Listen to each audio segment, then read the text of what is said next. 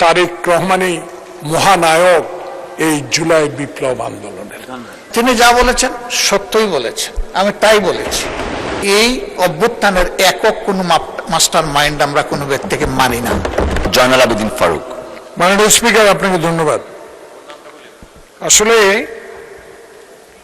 Point of order দাঁড়িয়ে আপনার মূল্যবান সময়টুকু আমরা অপচয় করতে চাই না। সংসদকে প্রাণবন্ত করার জন্য বিরোধী দলের সহযোগিতা অত্যন্ত প্রয়োজন। আমাদের মাননীয় সংসদ সদস্য রশিদুজ্জামান মিল্লাত তার বাজেট বক্তব্যের উপর বক্তব্য রেখেছেন এবং বক্তব্য রাখতে গিয়ে আমাদের সম্মানিত মাননীয় বিরোধী দলীয় নেতা একটা বক্তব্যকে উল্লেখ করেছেন। আপনি যদি অনুমতি দেন, উনি তারপর পরে মাইক নিয়ে একটু প্রতিবাদ করেছেন, সেটা যদি আপনি আমাকে অনুমতি দেন আমি ওনার বক্তব্যটুকু আপনাকে শোনাতে চাই, যদি আপনি অনুমতি দেন। আপনি যা বলতে চাচ্ছেন সেটা বলেন না, আপনি একটু ওনার, ঠিক আছে, দরকার নাই। আমি এখানে বলতে চাই যে সবচেয়ে প্রথমে বাংলাদেশে যে 5 আগস্ট যে বিপ্লব, জুলাই বিপ্লব সংগঠিত হয়েছে, প্রথমে বিএনপি এবং তারেক রহমান বলেছেন জুলাই গণঅভ্যুত্থানের মহানায়ক এদেশের জনগণ।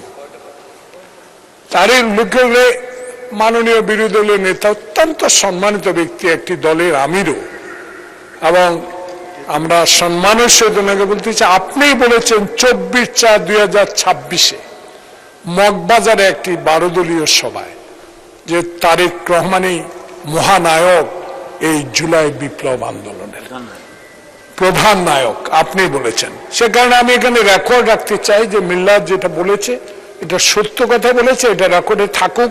আমাদের এই কথাটুকু যে ওনার বক্তব্যের সাথে যে তারেক রহমানই জনগণের আশা আকাঙ্ক্ষার মূল নায়ক, এই কথাটা উনিই বলেছেন, তাই আমি এটাকে রেকর্ডে, এই সংসদের রেকর্ডে রাখতে চাই। আপনাকে ধন্যবাদ। মাননীয় বিরোধী দলীয় নেতা। ওনার সাথে আমার কোনো বিরোধ নাই, উনি যা বলেছেন সত্য বলেছেন, আমি উনাকে ধন্যবাদ জানাই। আমি বলেছি যে টাইমটা, শুধু ডেটটা সঠিক নয়। আমরা জেলে ছিলাম একসাথে, এখানে এই হাউসে অনেকেই আছেন আমরা যারা জেলে ছিলাম।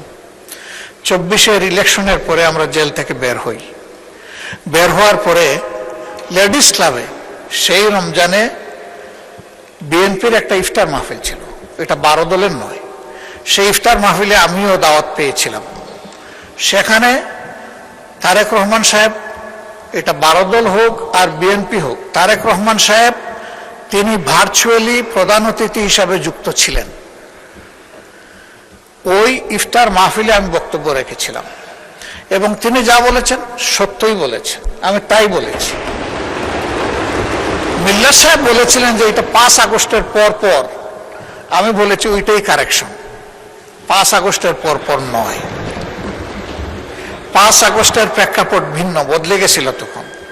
তখন যাদের এই ব্যাপারে কৃতিত্ব দেওয়া উচিত তাদেরটাই আমরা দিতে চাই।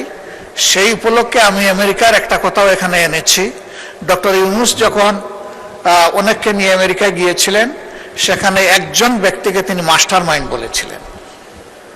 তা আমি প্রথম প্রতিবাদ করে বলেছিলাম যে এই অভ্যুত্থানের একক কোনো মাস্টার মাইন্ড আমরা কোনো ব্যক্তিকে মানি না, এটাই ফ্যাক্ট। আগেও বলেছি, এখনো বলছি, বলতেই থাকবো। ধন্যবাদ।